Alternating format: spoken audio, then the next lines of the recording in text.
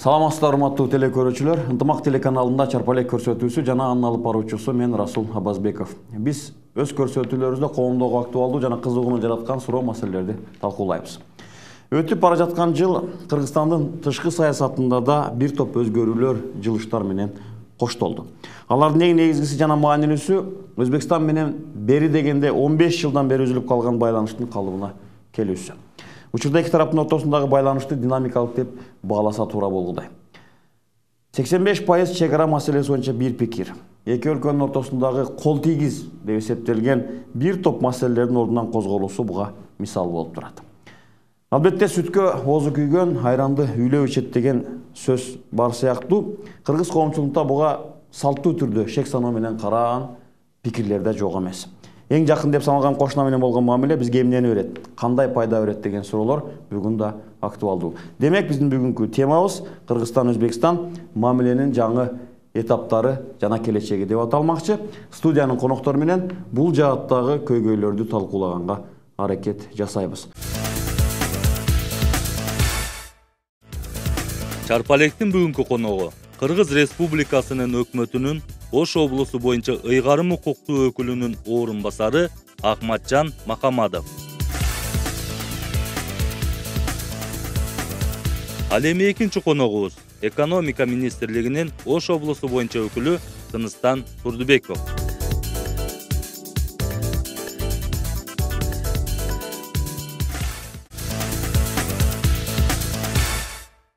Урматтуу коноктор, биздин студиябызга куш келипсиздер. Урматтуу коноктор, мына Кыргызстан менен Өзбекстандын ортосундагы мамиленин жакшыргандыгы, ал мурдакыга караганда бир топ жылыштар бар экендиги жөнүндө коомчулукта айтылып атат. Мамилелер андан ары чыңдаганга жакшы жагдай түзүлүүдө деп айтып атабыз. Ошондуктан жалпысынан биринчи телекөрүүчүлөр үчүн бүгүнкү күнгө карата конкреттүү кандай жетишкендиктер болду эки өлкөнүн ортосундагы алака боюнча, албетте анын Ош облусуна тийгизген таасири жөнүндө сүйлөп баштасак, андан кийин суроолорго өтө беребиз. Ахматжан мырза, сизден. Рахмат. Биринчиден биз абдан туура айтып өтүп кеттиңиз, эгемендүү болгондон кийин кошуна өлкөлөр менен Орто Азия жайлашкан мамлекеттерди тарыхында кылымдар бою биргелешип жашап келген эл болгон. Бирок ошо эгемендүү болгондон кийин ар жерде ар турдуу саясат болуп, негизи бизге эң жакын кошуна болгон Өзбекстан менен экономика байланыштар өзү айтып кеткендей акыркы бир 15-20 жылда аябай мындай жакшы жолго коюлбай келди эле.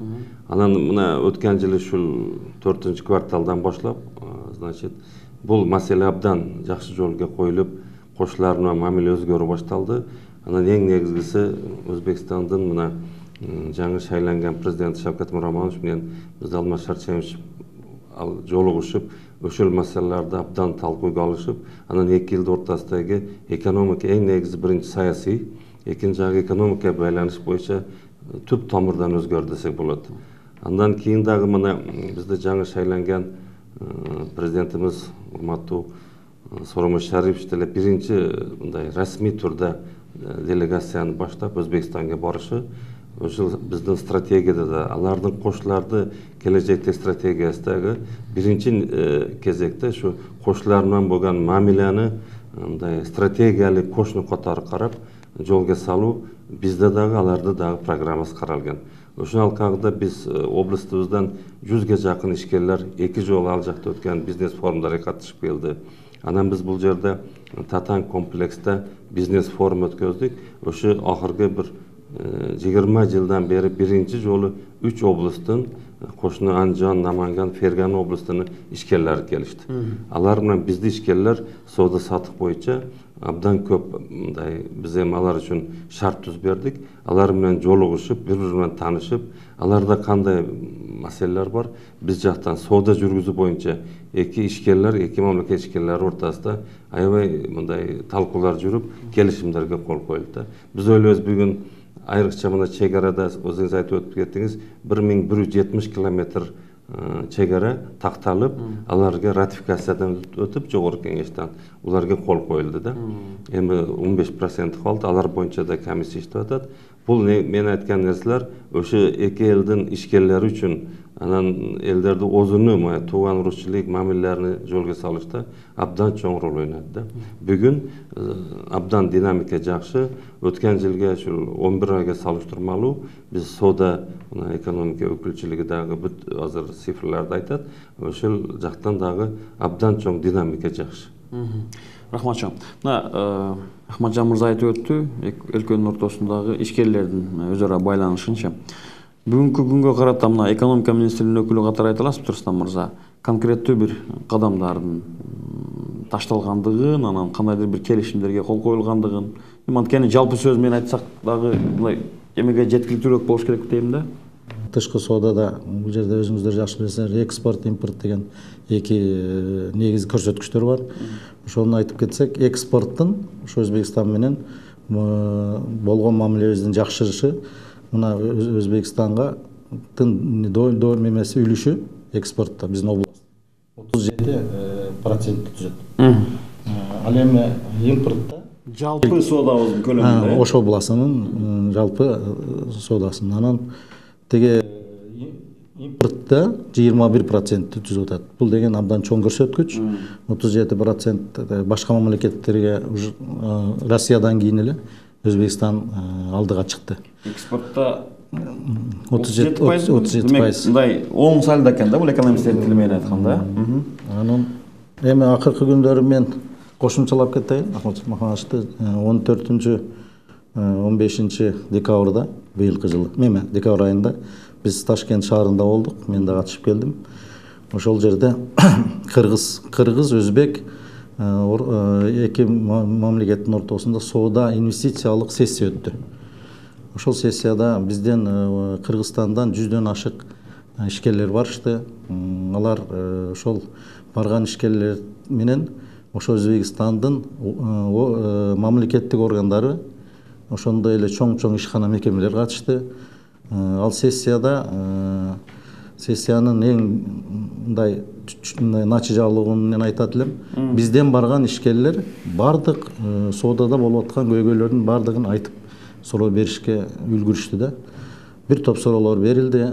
Алар негизинен жанагы границадан өткөн товарларды кандай өткөрүүдөгү тоскоолдуктар, андан кийинки салык саясатындагы тоскоолдуктар, бажы мамилелериндеги тоскоолдуктардын баары айтылды. Ошол эле берилген суроолорго ошо Өзбекстандын мамлекеттик органдары ошол жайында туруп эле жооп беришти.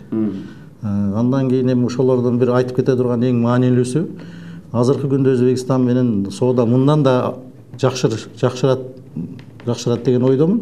Бирок тоскоолдуктардын бири болуп, аларда акциздик салыгы жогору.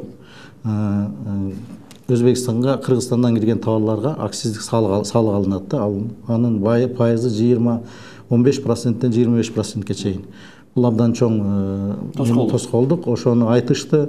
Ал ошол сессияда Өзбекстан тышкы соода министри катышып, бул маселелерди азыр каралып, аны төмөндөтүү боюнча бир топ чаралар Өзбекстан тараптан көрүлүп атат. Рахмат чоң. Мынакей өкмөттүн планы боюнча 18-19 жылга карата кечээ эле иш-чаралардын планын жарыялашты. Сооданын көлөмүн бир жыл аралыктан бир аз өтүп, $500 миллион чейин чыгарабыз деген мындай амбициялуу пландары бар экен да. Бүгүнкү күндө 250 миллион дедиңиздер. Эки эсе көчкүдө экен да негизи. Анан Ахматжан мырза айтсаңыз, кандай ресурстар, запастар бар эки эсеге чейин өстүргөнгөчү? Бул биринчи суроо. Экинчи суроомду дагы айтсам, мына экспорттук пошлинаны алып салыштылар. Адашпасам, Өзбекстан экспорттук пошлинаны алып салыштагы, бирок айтмакчы тоскоолдуктар калды да. Ушул жагын алганда кандай болот дейм да. Абдан туура айттыңыз. Бунун үчүн ресурс, резервдер бар.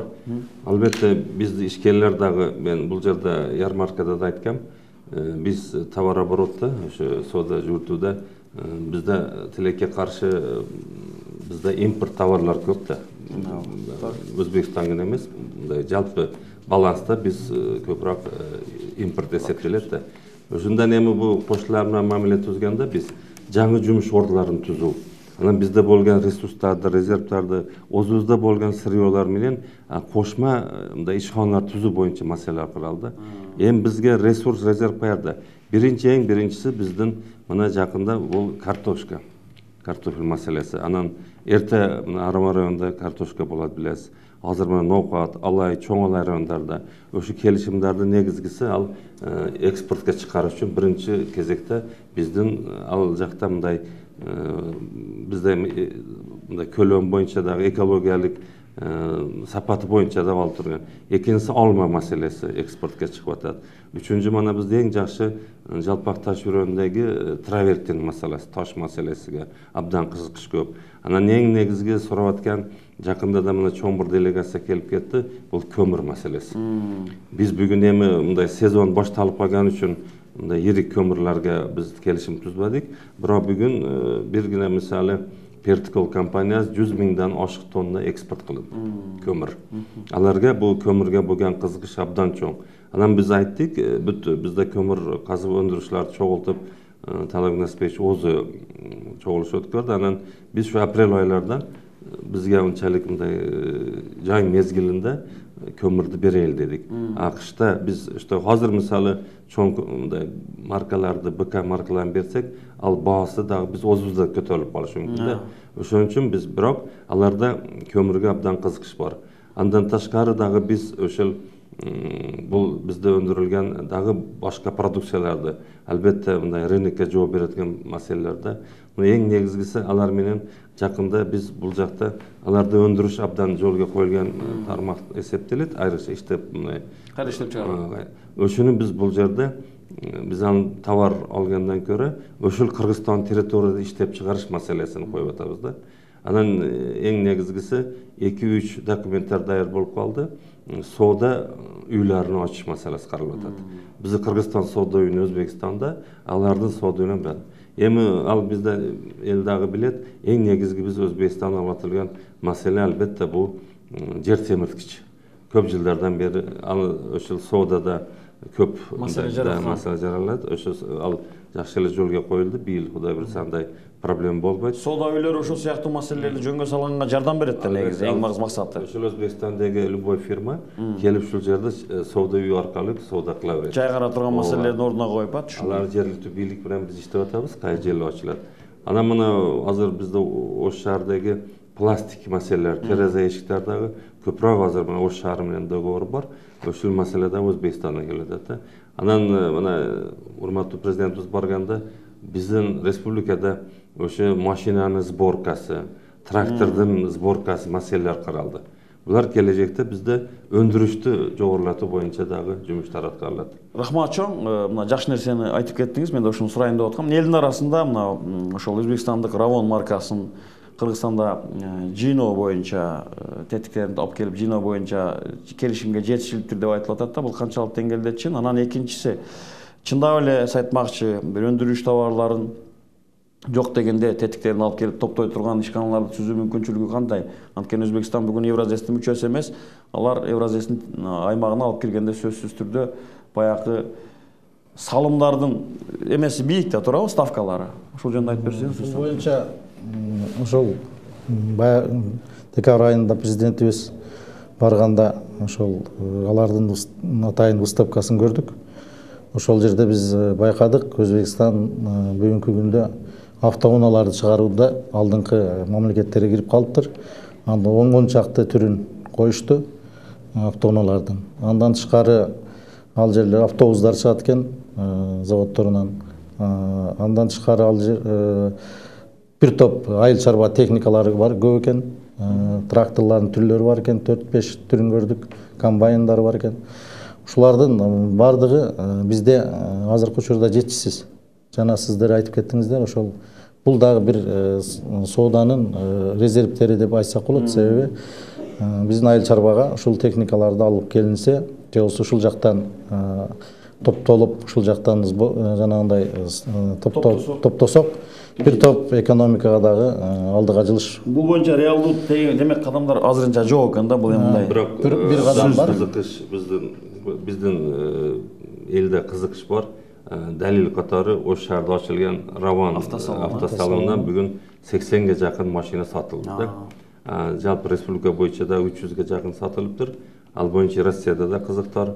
Бирок жогоруда айтып өткендек, Bizde elde şuna talep olsa, biz может быть bir variantı bizden kişineki işxanalarda şunu tetkiklerini çıkar beru meselesi var.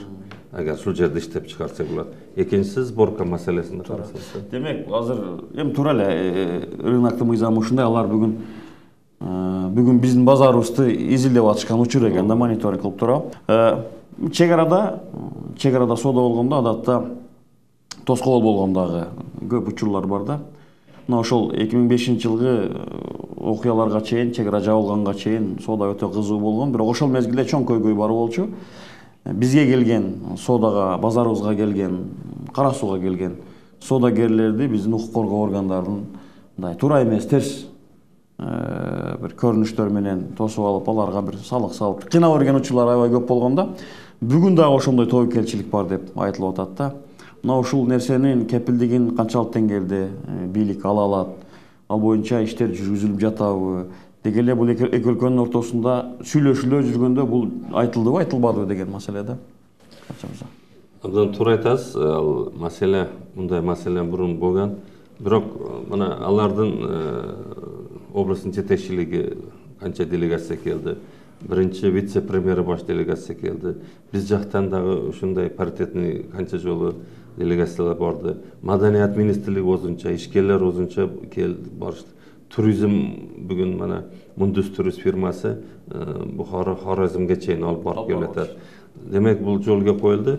Бирок бүгүн мен айтат элем, таптакыр өзгөрдү да, мамиле өзгөрдү. Анан bizde de көп маселе болгон. Атайын биздин областтын жетекчиси Талап Насипбекович барып, чек арага барып, өзү көзөмөлгө алды.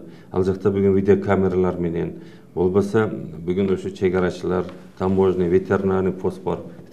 Ошо маселе жетекчилиги менен 3 жолу чогулуш өткөн да. Мен ойлойм, бүгүн анткени азыр эл дагы ишкерлер да түшүнүп калды. Андай тоскоолчулук менен өнүгүү болбойт да. Өкмөттүн көзөмөлүндө өкмөт көзөмөл, ал маселе кандай маселе боло турган болса, бизге кандай бир тоскоолчулуктар мындай жаралган болса, мыйзам чегинде болса, ал туура. Бирок ошондой мыйзамсыз көрүнүштөр боло турган болса, бүгүн ар бир укук коргоо органдары дагы көзөмөлгө алып жооп беришке даяр. Рахмат чоң.